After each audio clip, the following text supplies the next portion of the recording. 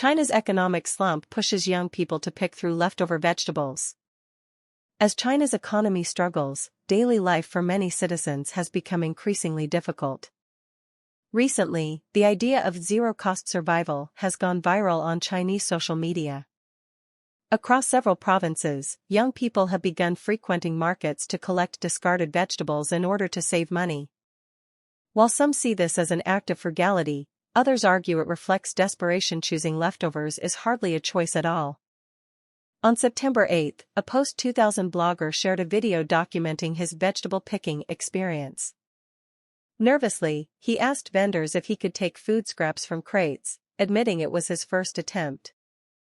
Similar videos reveal that this practice has spread across provinces such as Guangdong, Anhui, Zhejiang, Sichuan, and Guizhou. Those joining in include recent college graduates, long-term unemployed youth, and even stay-at-home mothers. One blogger from Anhui, known online as Rorong Daily, posted a video on September 11 about collecting vegetables at the Zugudui wholesale market in Hefei. She noted that with a monthly mortgage of 25,000 yuan, scavenging vegetables seemed a practical way to save. The trend has sparked mixed reactions online. Some netizens praised it as a smart way to cut costs. This saves a lot of money, why not? Others admitted feeling embarrassed but curious. I'd like to try too, but alone it feels awkward. Anyone want to team up? Still, skeptics dismissed the movement as a bid for online traffic.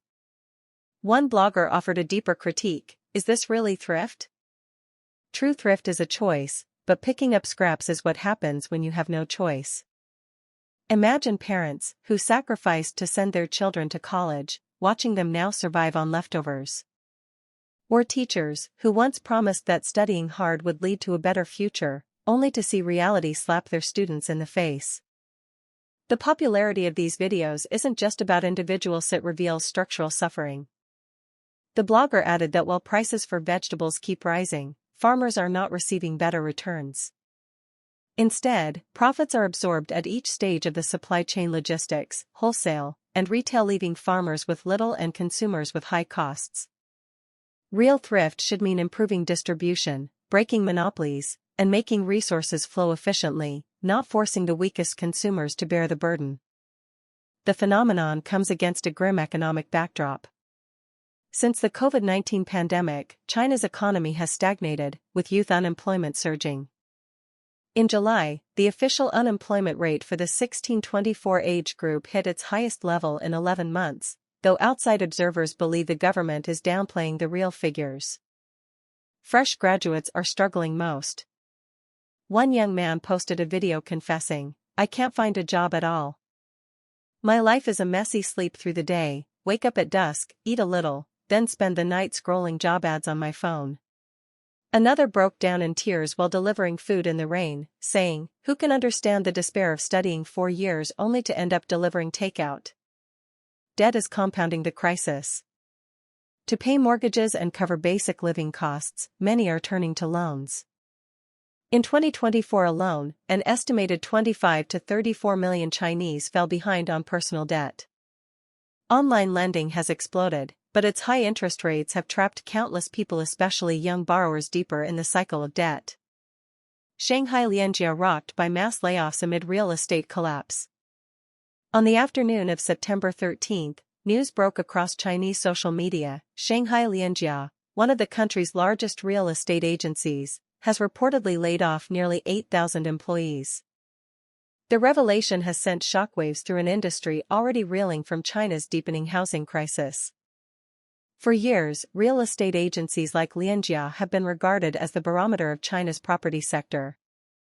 Their performance often reflected the health of the broader market. But as home sales plunged and developers defaulted, agencies became the first to feel the impact. On Weibo, voices of frustration and despair echoed from property agents suddenly left without work. Some spoke of entire offices emptied overnight, desks cleared, and colleagues disappearing one after another. What was once a bustling sales floor has turned silent. According to multiple posts circulating online, the Shanghai branch of Lianjia has cut close to 8,000 jobs in recent weeks. While the company has not publicly confirmed the numbers, insiders describe it as the largest round of layoffs in the agency's history. "I had just joined 6 months ago. Now I'm told my contract won't be renewed. They said it's about restructuring, but we all know it's because there are no deals to close," one former employee said. The layoffs have left many young workers scrambling.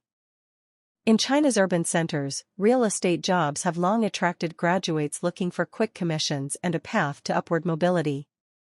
But in the current downturn, they face the same fate as the clients they once served, burdened with loans, pressured by rent, and uncertain about the future. It's not just about losing a job. Many of us still have mortgages and car loans. The company didn't even give us proper severance. We're on our own now, another agent told reporters anonymously. Lianjia's troubles mirror a wider collapse. Across China, property developers are defaulting, housing projects are stalling, and buyers are retreating. With transactions drying up, agencies that once thrived on high turnover now face empty offices and unpaid bills. Even competitors have quietly started scaling back. Small agencies have vanished from street corners. Larger ones like Lianjia, once symbols of stability, are now forced into drastic cost-cutting. Online discussions reveal anger, sympathy, and fear. Some netizens see the layoffs as another sign that the housing bubble has finally burst. Others worry about the ripple effects when agents lose jobs, when developers stop building, when banks stop lending. What happens to the wider economy? So far, neither Lianjia nor local authorities have offered detailed explanations. Official media remains largely silent, reporting only in vague terms about market adjustments. The mass layoffs at Lianjia are more than just a corporate downsizing. They are a symbol of an industry in free fall, and a country struggling to manage the consequences of decades of overbuilding. Behind every statistic are thousands of lives upended, families under strain, and a society increasingly anxious about what comes next. As one dismissed employee put it, "When the housing market falls, we fall with it." The question is, how many more can afford to fall? Shandong school mass food poisoning sparks outcry over official report. On September 12, a mass food poisoning incident occurred at Chaoyang Middle School in Yenzhou District, Jining City, Shandong Province. Dozens of teachers and students developed symptoms such as vomiting and abdominal pain, suspected to be linked to contaminated food. According to the official notice, 138 people were kept under medical observation and were described as mild cases. However, parents questioned this account, saying the actual number of hospitalized students was in the hundreds. Some parents even claimed the school had threatened them, warning that students would be expelled if families posted videos online. Footage shared online showed hospitals crowded with students and parents. Many children were lying in beds or sitting with 4 drips, while others waited in wheelchairs for examination. Parents alleged that the school had ordered 3,100 hamburgers from a small workshop. The burgers were prepared on September 10 but left unrefrigerated until they were served on September 12. Shortly after eating, students began vomiting, fainting, and suffering from fever. On September 13, the local task force issued an update confirming that some teachers and students experienced symptoms and were hospitalized, but again stressed only 138 cases and did not provide the total number affected. Parents disputed this, saying entire hospital wards were filled with children, with some in intensive care units and even cases of shock and bleeding. Parents also complained that the school delayed notifying families and tried to suppress information, dispatching police vehicles including special police units around the school and nearby hospitals to prevent mass incidents. This marks the second student food poisoning case in China in just 2 days. On September 11, 94 students fell ill at Huamei Experimental School in Shanwei, Guangdong Province. Parents there also accused the school of covering up the incident and disbanding parent chat groups. Reports of unsanitary conditions in Hunan Normal University graduate dormitories spark public outcry. Sanitation issues in graduate dormitories at Hunan Normal University have recently drawn widespread attention. On September 11, the topic 18 students at Hunan Normal University share a mold-ridden dormitory began trending on Chinese social media.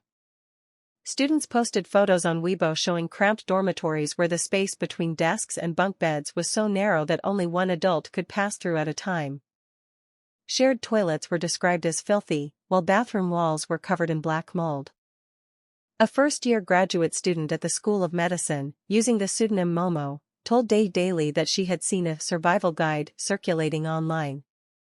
According to the guide, each unit consisted of 3 bedrooms, a living room, and a bathroom, housing 6 people per room. In total, 18 students shared just 3 toilets. Dorms were described as damp and decayed, with mushrooms sprouting from wooden doors and clothing coming out of washing machines stained. Videos shared by freshmen also revealed deteriorating dormitories, raising concerns about living conditions on campus. Founded in 1938, Hunan Normal University is a prominent double first-class and 211 project university in China. Originally established as the National Normal College, it was the first independent national teacher training college in the country. In response to the uproar, a school publicity official explained that due to institutional expansion, the number of undergraduate students had risen by 600 and doctoral students by over 400, while master's enrollment grew only slightly. However, the official admitted that overall growth had outpaced the availability of dormitory facilities. Netizens, however, were unimpressed by the explanation. Comments online included, "Anyone would collapse after living in this mold-filled environment for a few years. This is a horrible living condition, even dogs wouldn't tolerate it. Students are not treated like human beings. You plan to expand enrollment but not student housing? Undergraduate dorms are far better than graduate dorms. That's simply unfair. Don't take on more students than you can handle. Stop handing out excessive scholarships to foreign students and solve the housing problem for your own first." When we step back and look at these stories together, the young graduates scavenging discarded vegetables at markets, the sudden layoffs of nearly 8,000 employees at Shanghai Lianjia, the hundreds of students poisoned by unhygienic school lunches in Shandong, and the mold-infested dormitories at a top university in Hunan, a bleak picture emerges. These are not isolated incidents. They are pieces of the same puzzle, pointing to a society where daily survival has become a struggle, and where the ruling Communist Party continues to paper over the cracks instead of confronting the root causes. For the youth of China, the promises they grew up hearing, "study hard, get a degree, and you'll have a better future," have turned hollow. Many now spend their days scrolling through job boards, waiting for interviews that never come, or settling for food delivery jobs that barely cover rent. Others are pushed into online lending traps, sinking deeper into debt just to keep up with basic living costs. The idea that a generation of educated young people must rely on picking through rotten vegetables to survive is not only tragic, it is a damning indictment of a government that claims to have lifted millions out of poverty. The same failures appear in the housing market. For decades, the CCP proudly pointed to real estate as a pillar of China's growth, encouraging citizens to pour their life savings into apartments. Today, the bubble is collapsing. Developers are defaulting, projects are abandoned, and agencies like Lianjia are shedding workers by the thousands. Yet, instead of protecting families and workers, the authorities remain silent, offering only vague talk of market adjustments. Behind every statistic are families with mortgages they cannot pay, employees with no severance, and an entire class of urban workers who feel betrayed by a system that once promised them stability. And then there are the children. In Shandong, hundreds of students were poisoned after eating hamburgers left unrefrigerated for 3 days. Parents who tried to speak out were threatened with expulsion notices. In Hunan, graduate students at a prestigious university are forced to live in dormitories so moldy that mushrooms grow from the doors. These are the future leaders of China, yet they are treated with disregard and contempt. The CCP insists that these are minor problems, exaggerations, or even smear campaigns. But the truth is plain to see. Ordinary people are paying the price for decades of reckless overbuilding, corruption, and censorship. Instead of accountability, the government uses silence, intimidation, and police presence to suppress anger. Instead of reforms, it clings to propaganda, hoping the public will ignore the misery that is now impossible to hide. The people of China deserve better. They deserve safe food for their children, dignified housing for their students, jobs that offer security, and leaders who place citizens above politics. Until that day comes, they will continue to suffer in silence, and the cracks in society will only widen. If you believe these voices should not be silenced, if you want the world to know what ordinary Chinese are enduring today, please support us. Like this video, subscribe to our channel, and share it widely. Every click helps break the wall of censorship and amplifies the truth. The CCP may try to control the narrative, but together we can ensure that the pain, the struggles, and the courage of the Chinese people are not forgotten.